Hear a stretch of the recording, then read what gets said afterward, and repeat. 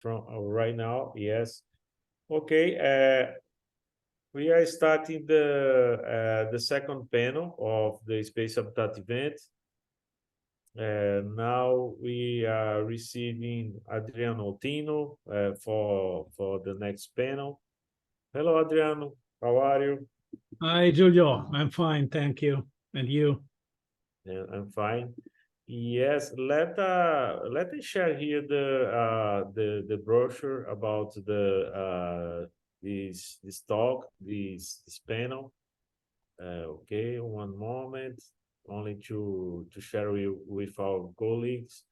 This panel is about the 18th SDG, the Sustainable Development Goal, to 18th SDG to accelerate the design and building of space infrastructure and habitats in the geolunar space.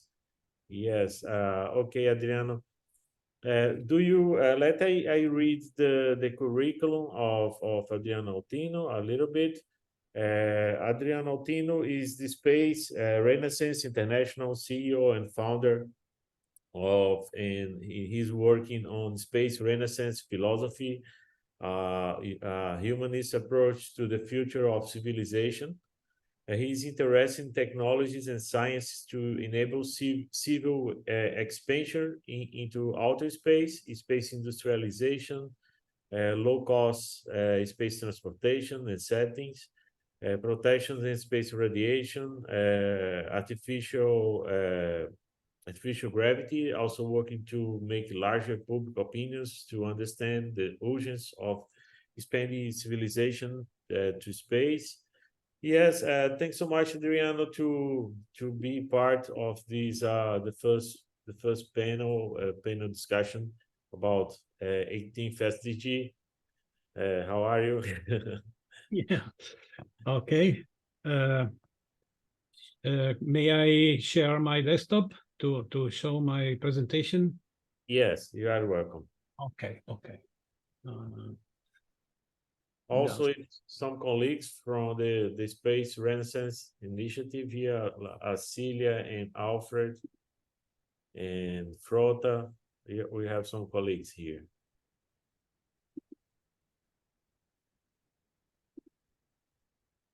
Okay. Okay. Are you seeing? Yes, now I will go full screen. Okay, sorry. Better to start from the beginning, not from the middle. Okay, so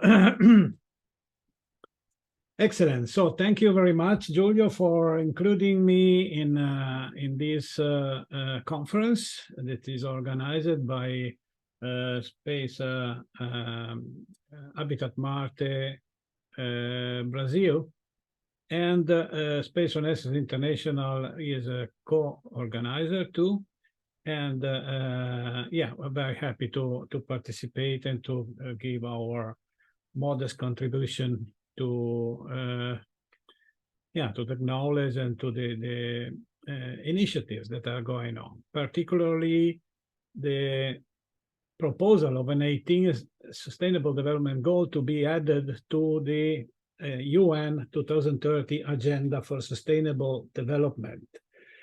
The title of our proposed SDG is Space for All on Earth and Beyond.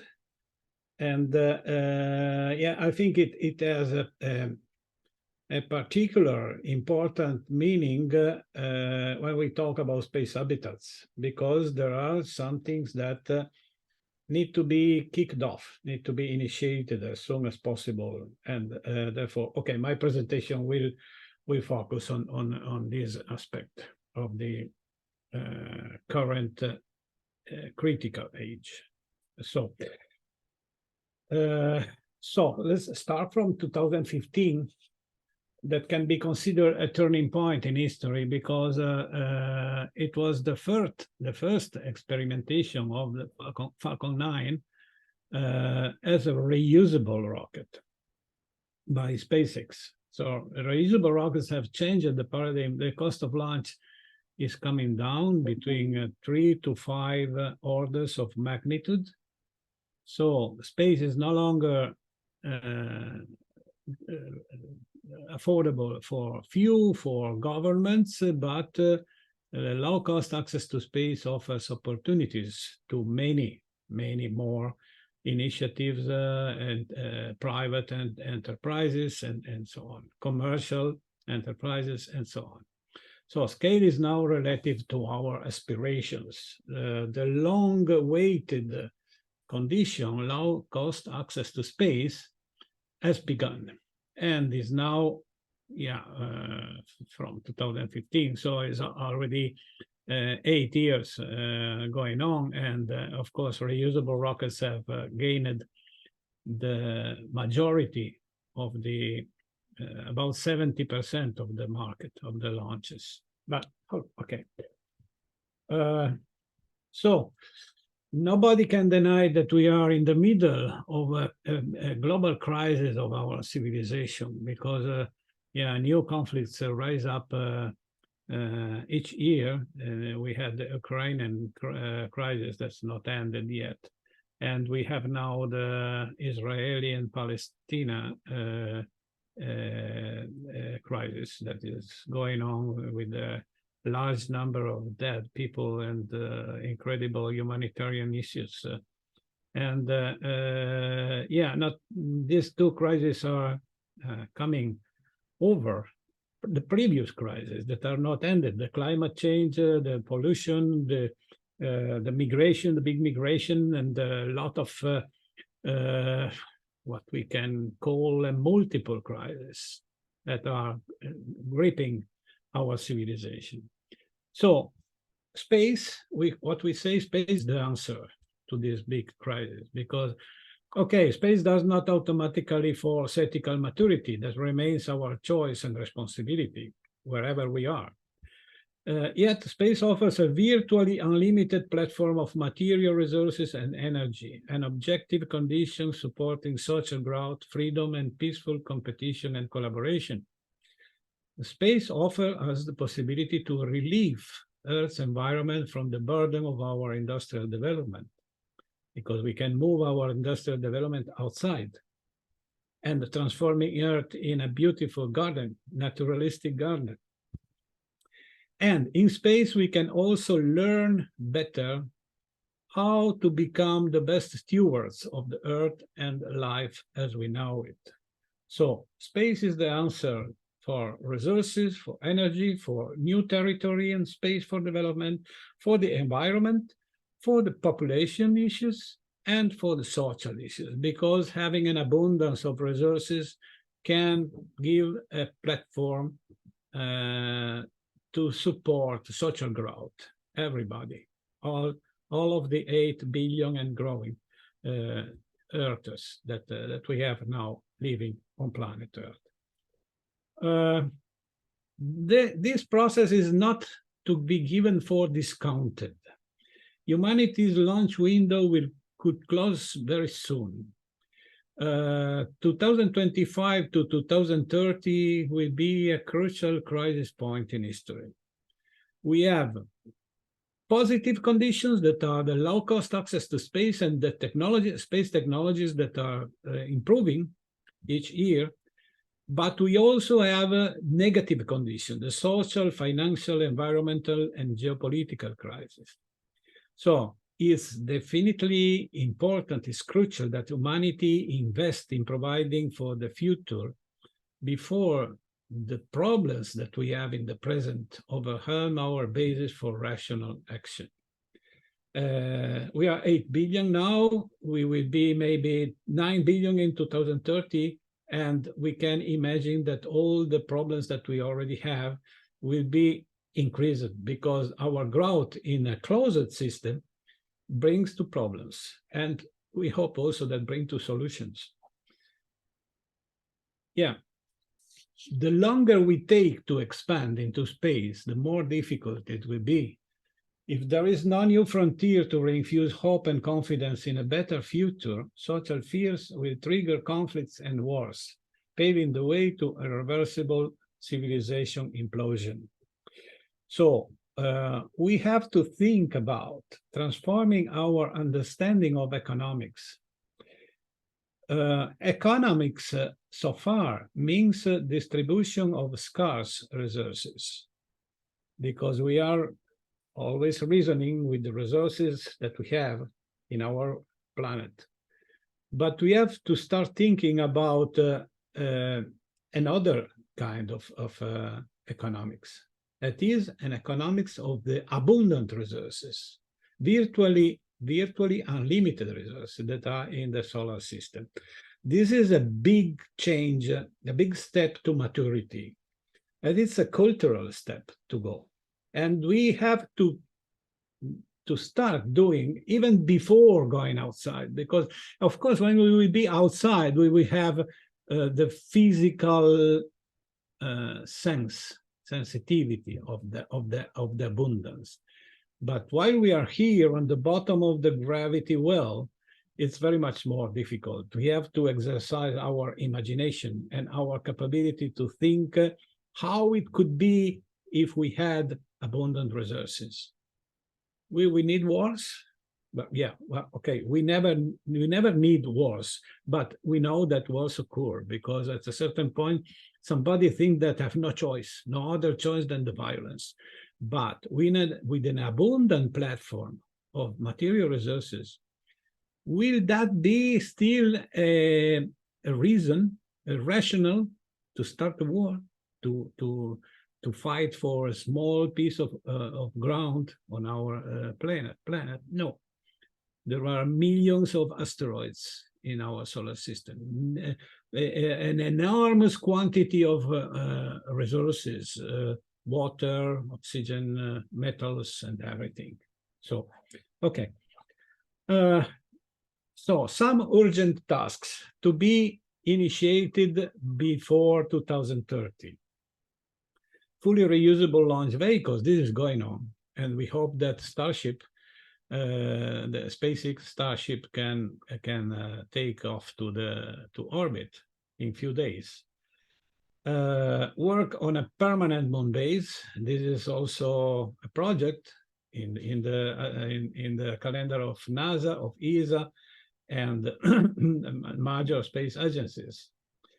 The next step after having a fully reusable launch vehicle will be producing propellant in space. That's very important because when we can produce propellant in space, we don't have any more to bring everything from Earth. And we know that the Earth gravitational well is the most heavy of our region, space region, let's say. The moon is very, very smaller. It's just 1/6, and Mars is also smaller. So, so when we will be able to produce propellant in space from the moon, from the asteroids, that will be another step in downsizing of the cost of any space mission, any space transportation. We have to start working with simulated gravity. This is an unforgettable delay that we have. And it is the responsibility of our space agencies that they didn't start so far to think about working with simulated gravity. They are thinking about other space stations, but not rotating, so no simulated gravity. So this is a very urgent task that we have, all of the space community, all of the space advocacy, to push for that, to start working with simulated gravity. The life protection in space is fundamental. If we want to start working and living in space, we have to protect ourselves from radiation, from low gravity, and simulated gravity is essential for that. And start thinking about green environment, vegetables in space habitats, and all these kind of things. And of course, music. That it was the argument of the previous panel. So we know that there are projects for commercial space stations. They should start thinking about rotating commercial space stations. Mining the moon and the near-Earth asteroids is fundamental. And orbital debris reutilization. because orbital debris could become a cage, preventing us to travel in space. First thing. Second thing, there are a lot of materials that are already in orbit. They costed a lot to launch. They can be reused to build infrastructure. So what really matters is to kick off the expansion of humans into space and get meaningful first results on the above key points before 2030.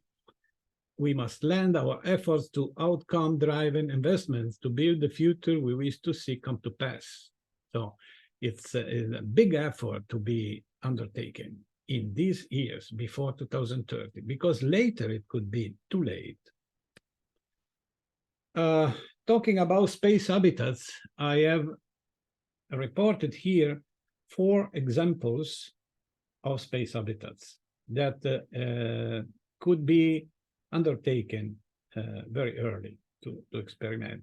The Moon Village was a concept originated by Jan Werner, the former Director General of ESA.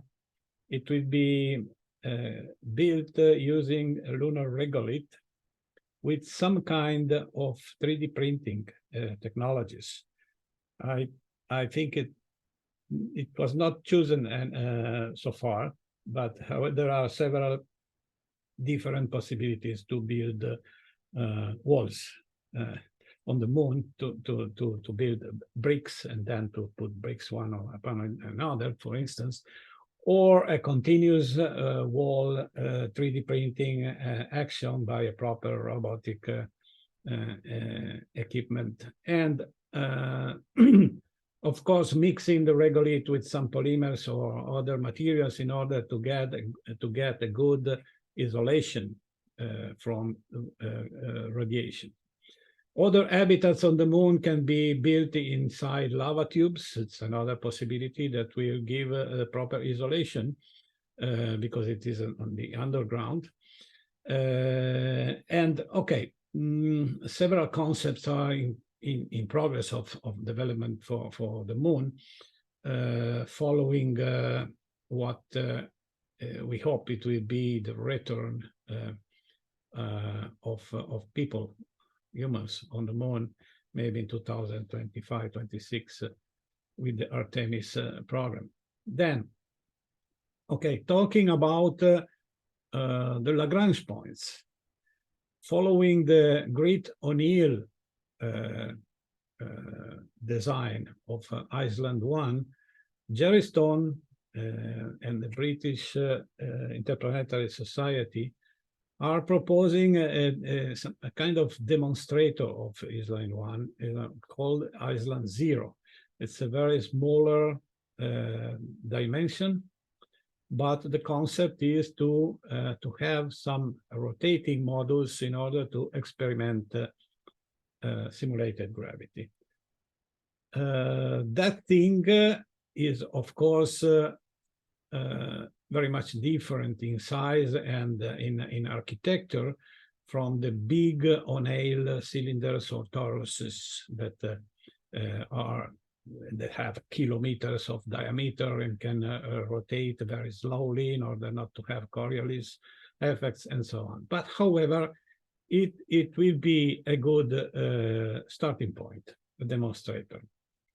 The same thing was investigated by Werner Grandel.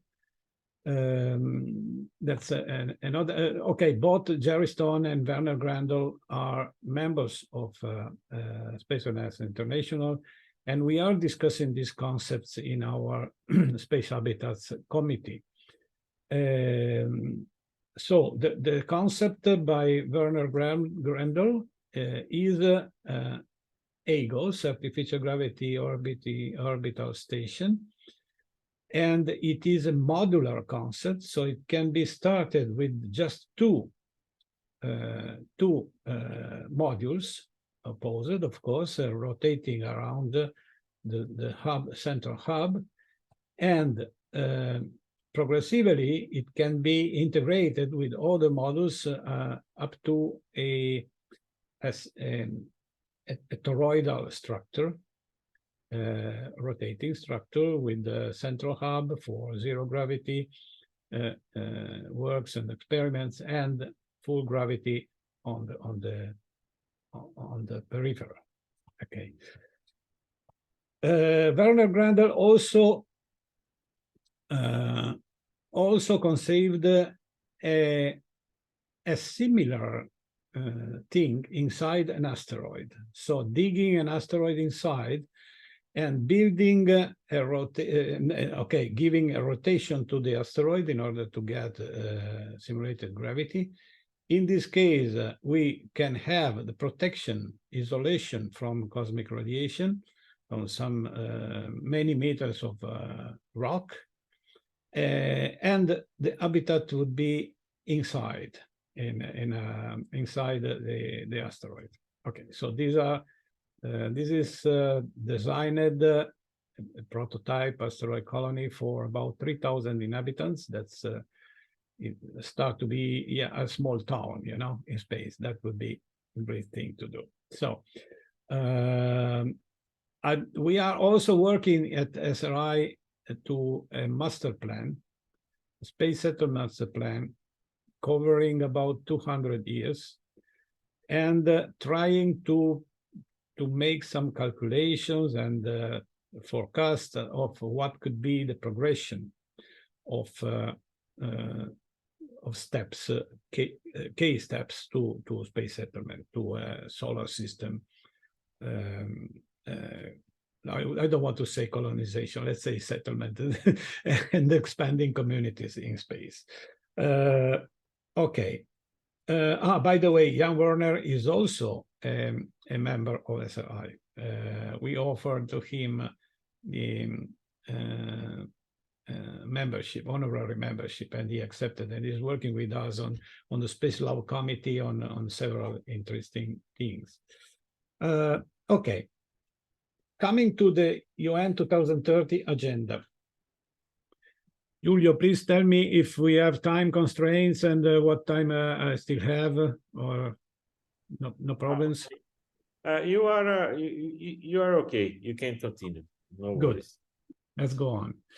So the point is the UN 2030 agenda needs a major update. All the 17 UN SDGs adopted to date require resources and the generation of new real wealth to be meaningfully addressed. The 2030 agenda was conceptualized during the traditional aerospace age, before 2015, and space technologies are already supporting SDGs on Earth, but demonstrated not enough for a really sustainable development. Indispensable, urgent to start a civilian-led space development, both private and public. We propose an 18th SDG to be added, space for all on Earth and beyond, expanding human communities into outer space to benefit everyone, everywhere. Okay. So if we look at the 17 SDGs as they are listed on the UN website and all the materials, promotional materials, we see no difference. We see no hierarchy between them, among them. But analyzing a bit more, we can see that 3 of these SDGs are, let me say, more important, or they are the pillars that will sustain the other SDGs. And these are the 7th, the 8th, and the 9th. So affordable and clean energy, decent work and economic growth, and industry, innovation, and infrastructure. So what does it mean? It means that all of the remaining 14 SDGs will be sustainable only if these 3 SDGs will work, providing the necessary activity, industry, economical, and everything. So the point is, if we redesign the hierarchy of the SDGs, giving the proper weight to the 3 pillars, The key question is, are these 3 SDGs sustainable? The answer is no. Earthbound development is a dead end, because if we want these 3 activities, energy, decent work and economic growth, and industry, innovation, and infrastructure, they will crash with the environmental goals: climate action, life below water, life on land. And there are several conflictual factors. The main ones is that the energy demand is increased by electronic web society and not decreased. Scarcity of raw materials are raising new resource wars and conflicts. Rare earths, for instance. Oil is anymore the main reason for resource conflict. Resource conflict now are on other kind of resources. The pollution is increased by disposal of batteries and other technological wastes. Oceans will be overexploited and polluted, and social conflicts increased by multiple crises. So the point is, our proposal, in order to make the industrial development, the 3 points of industrial development, really sustainable, we need a key sustainability factor. We need space. We need to develop civilian space, to expand our activities, our industrial activities in space. That will assure the needed sustainability for the industrial development and for the human life goals, and for the environmental goals, and for the methodology, that is peace, partnership, and responsible consumption, and all these kind of things. So, what is the contribution by the 18 SDG to the other SDGs? Energy. Relocating the industry in space will halve the energy demand on Earth, so we will have less demand on Earth's surface. Beneficial growth, civilian astronautic industry will relaunch economy, global economy, supporting all of the human life social goals. Peace and collaboration, the wars for resources will be relegated to history, finally. Environment, planet Earth will be relieved from industrial burden. And the cosmic safety, something that is not included in the 7th SDG, but is real, mitigating the risk of cosmic threats, because if we will be settled in space, we can better control incoming asteroids and all these kind of things. Now, this is a stepwise strategy for space settlement that we suggest to build, to conceive the international space policy for the next years. First of all, facilitate development of fully reusable, safe, and ergonomic vehicles, and that is going on, and it will further downsize the launch cost, under $500 per kilogram. Facilitate best practices, moon mining. Why best practices? Because we don't want to repeat on the moon the same mistakes we made on Earth, with crazy mining everywhere and so on. So we have to mine in a well conceived and bounded way. Facilitate best practices, asteroid deflection and mining, the same thing, that we can maybe start on, let's say, 2025, kick off industrialization of the geolunar space. Then salvage and reuse orbital debris. This is something that is combining technological, financial, and legal aspects. because as we know, the Outer Space Treaty doesn't allow to recover big wreckages and debris because of the property of these objects. So to think about a salvage and reuse system, international salvage and reuse system, is very urgent. Produce propellant in space will further downsize in space transportation costs under $100 per kilogram. Facilitate on-orbit spacecraft servicing. We think about refueling, about maintenance of the satellites, and a lot of activities, a relocation of satellite, refurbishing, everything what we can think about spacecraft servicing in orbit.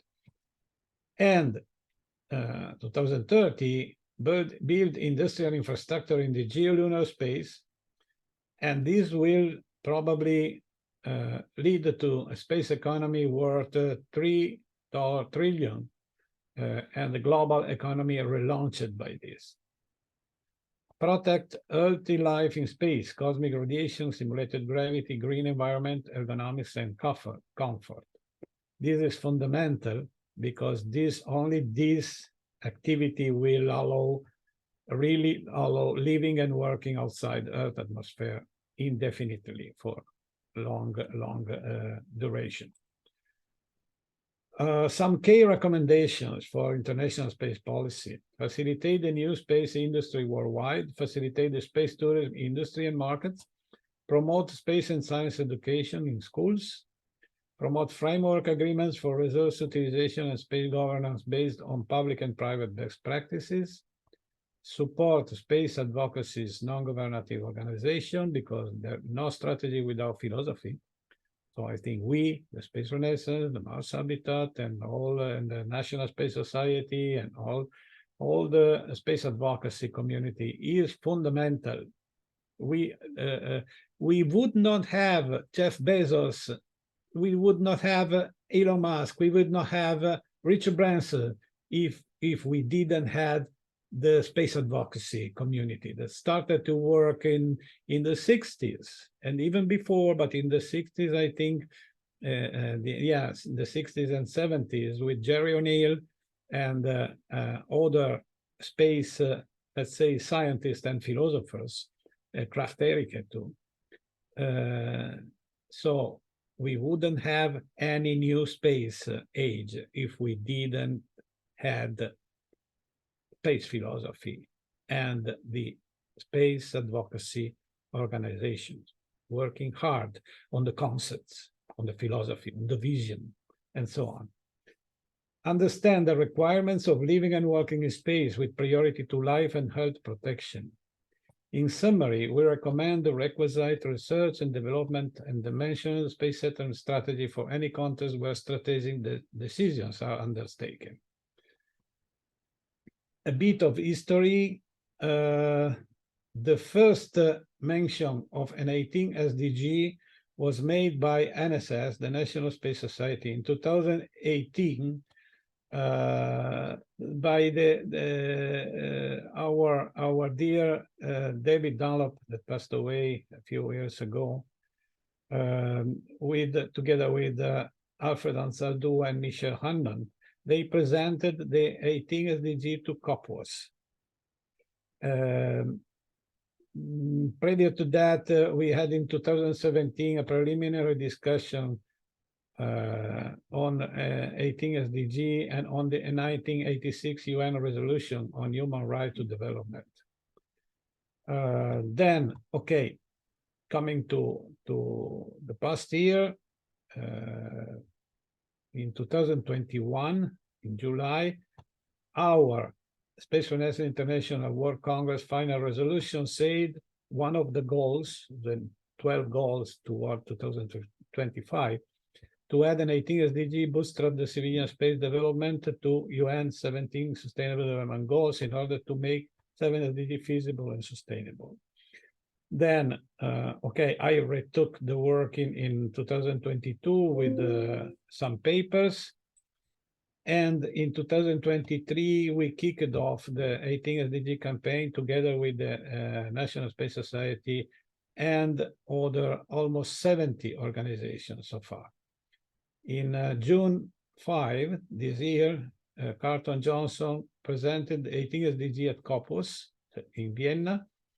And September 15, we had an important workshop in New York at United Nations Plaza in concomitance with the UN General Assembly 78.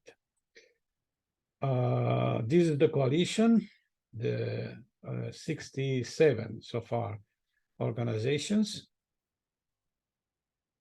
And our logo explained. Our logo is the outcome of a conceptual discussion among the co-promoters.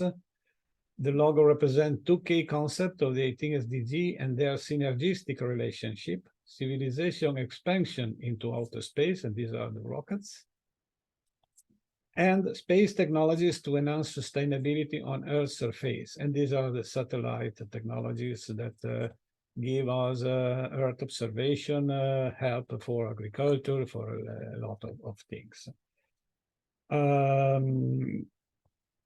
We also want to refer, when we say space technologies to enhance sustainability, we also refer to the experience that will be made, and it is already made on the ISS, but it will be very much increased by space communities. Let's think about agriculture. Let's think about recycling, circular economy, and all these kinds of things will be greatly enhanced both in space and on Earth when we will really start to live and work in space. Okay, so my invitation is to sign the petition online. This is you can do it by just using this QR code, and add your organization to the Alliance of the Co-Promoters. Signing here, there is a form, you can compile it and sign. Okay, so I think this is all. Thanks very much for your attention.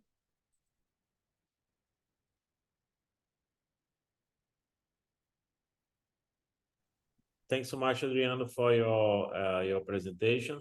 Also, I prepared something to share about the how Habitat Marte is collaborating in some topics of the Sustainable Development Goals. I'll try to be quick.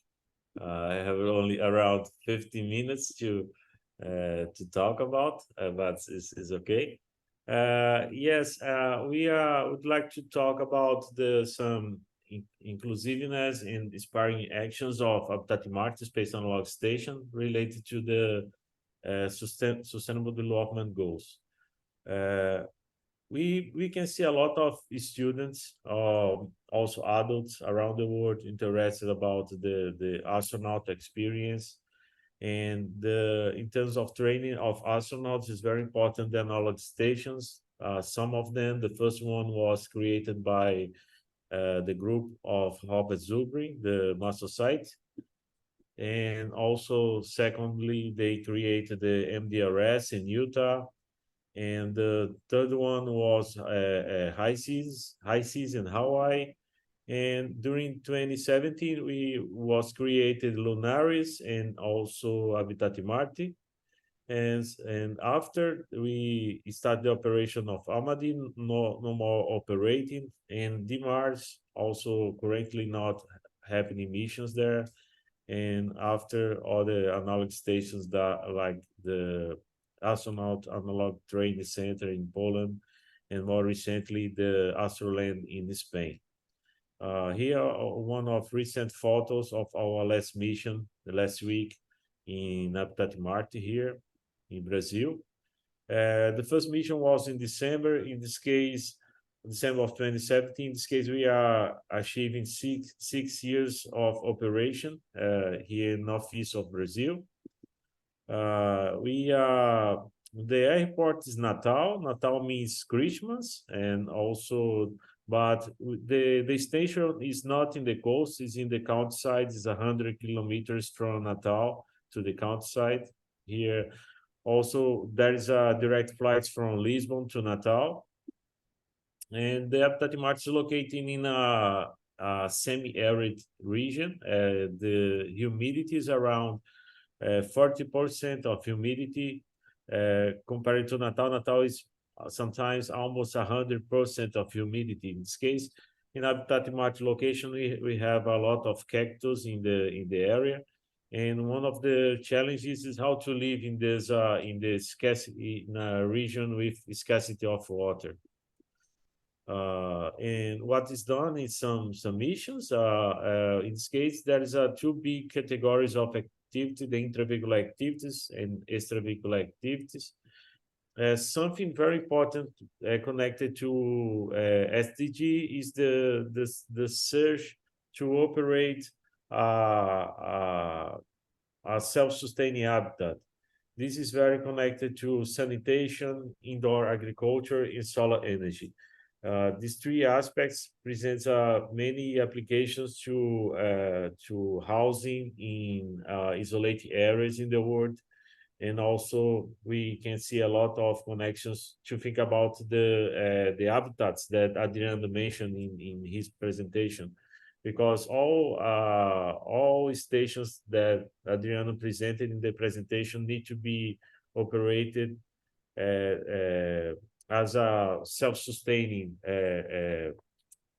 systems, okay? Based in self-sustaining systems. Here's some photos of activities there, and also extravehicular activities. There is also a volcano close to us, 40 minutes driving. It's a very unique place to extravehicular activities. We just did some analysis of the soil or in rocks. Here receiving the president of Brazil Space Agency. He's no more president. Recently changed the presidency of Brazil Space Agency. Also showing our greenhouse. These are some numbers of our missions. We are receiving more than 900 participants in more than 150 missions organized by Habitat Marte. And also 3 years ago, 40 months ago, during the pandemics, we created the virtual missions. In the virtual missions, we invite the participants to think about how would be the operation of a station on Mars. And this is very interesting because we start to receive participants from many countries in the missions. Also, one of the participants was Marcos Pontes. He's a Brazilian astronaut, and also he was a minister, and now he's a senator of Brazil. We can see the implications for the 18 SDGs. We mapped these during since the 2018. We evaluated the impact in 17 Sustainable Development Goals. We can mention like the science, space, sustainability, technology, engineering, arts, and math. Something we can see a great impact related to about when we receive the students. In this case, happens missions in Habitat Marte, but also we receive the technical visits from schools and universities. And when we are receiving these, we are collaborating with quality education. Also, you have some comparison here between the women and men participation during in the space field. In this case, it's very important we have more women in our missions. And for the first time this year, 2023, we are having more women than men participating in the missions. This is very interesting. In terms of in-person missions, this was the first time that we have more women in the missions, and this is we are very grateful about present a very confident environment to have many girls participating in our missions. In this case, the challenge is to empower girls through science, ensure opportunities of scientific careers. Some actions we are receiving the girls in the missions, also presentations encourage them to seek opportunities of science, technology, engineering, and math. Also, equality treatment in distribution of tests among between the participants. Some girls here in the missions, and also sometimes more women than men in the missions. Also, some examples of uh, students and professionals from India participating in our missions. Also here, the Ilans are current participants, and Andressa and Luisa from Brazil. One of them, Professor Eliane, she was awarded with in São Paulo State since she participated in one of our analog missions. And also, Dr. Simon Proctor was a member of one of our virtual missions, and we are also other activities with her also and Davi Souza. And we was very nice to see the launching of the mission Inspiration for, and also we follow the launching with many students and girls from Brazil watching them. Yes. Yes, also the mission 86, we celebrated the Dr. Simon Proctor because she's very inspiring to us and for the girls. Yes.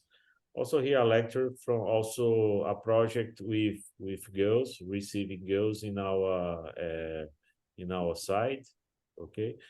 And other possibilities are create dedicated missions with women, also lectures, presentations for girls movements, and also keep efforts in terms of communication about inclusiveness. Okay. Yes. Okay. These are some countries just participate. Now we have more than 40 countries participating in the missions. And analog stations and missions are best ways to develop space competence and careers. Yes. Yes. This is a little bit about just to complement the questions, the presentation of Adriano. And I'd like to say that we are very connected to 17 or now 18 SDGs, and also the use of solar energy is very interesting for our model of operation. And yes, and now we have some time for questions and comments, and the participants are welcome to also, if Adriano wants to complement something.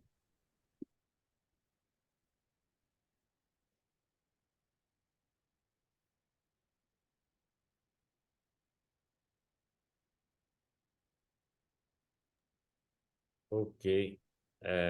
Yes, everybody welcome to I would like, Julia, thank you very much for this presentation. And also I want to say this is so important that also for Adriano, no, that the schools, no, that the children are familiar with these environments, that they start to understand what is the space, what means space. And I think it's very important that you include also children in your projects, no? Yes, this area of Rio Grande do Norte State, Rio Grande do Norte State is not a rich state. In this case, there is many schools with not very good education, and sometimes they are not seeing how to apply science to their lives and how to apply space, and they becomes very curious about when they visit us they are coming in a school bus to visit us, and they are very happy when they see what these possibilities. Also, in these locations, we have sustainable constructions. Some constructions done with recycled materials, In this case, they have the opportunity to visit this construction. And when we are talking about recycling, about the creative way to look the waste and how what they can create with waste, be creative about, and also has the opportunity to see the education about space. And we have received many group of students. Also, one of the participants now here is, I believe, Professor Mariana Almeida is my colleague in Brazil, and she is coordinating a group of girls in a project supported by Brazilian Space Agency, and she just was there bringing the girls to participate in many activities in this location here in Brazil. Yes, and the girls are becoming very motivated because some of them are in the high school and they are preparing themselves for the to apply to the university. Last Sunday and next Sunday are happening in Brazil the exams for the university, and it's very important the students has contact with science, technology, engineering, math, because if they are engaged they will do better tests, have a better results, and has a high score to apply the university. If they're not having contact with science, math, and be committed with, they are not have a good score to be a student in a public university, because the public university are selecting the best results. And this is one of the challenges, because how to bring them these communities, these students to a public university, because they you have better your opportunities in terms of career.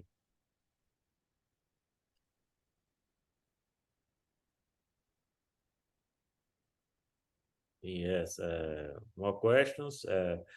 This time now, just to complement, is we in this area of Brazil, we have just a few amount of rain, around 3 or 4 months, but the with a high temperature and also very dry, the reservoirs are very now they are completely empty, and this lets the landscape, the region more space analog, like more Mars environment, analog environment, and how to live in a condition like this, how to be safe and how to be comfortable, how to produce food, how to generate wealth and bring opportunities of work. And I believe Habitat Max is very connected to sustainable development goals, because we are reflecting about how to present spin-offs that can be applied to local communities, not only for space, but for local communities. Now we are currently operating more than 200 protocols and surveys in Habitat Market. In this case, we are presenting the achievements in terms of the analog astronauts training, but also having the results to about sustainability. And recently, yesterday, I was transporting to there some new construction materials. We had a project, a funding project approved. We are buying new materials to renovate the infrastructure. Mainly, our greenhouse will be more beautiful, more space design. We are very happy about that. A lot of work to do, and Celia are very welcome to visit us here in Brazil next year, or and all the members too. Yeah. Okay. More questions. We are around 1 minute to conclude this panel. Okay, Adriano. Okay, in this case, I'm stopping the recording right now.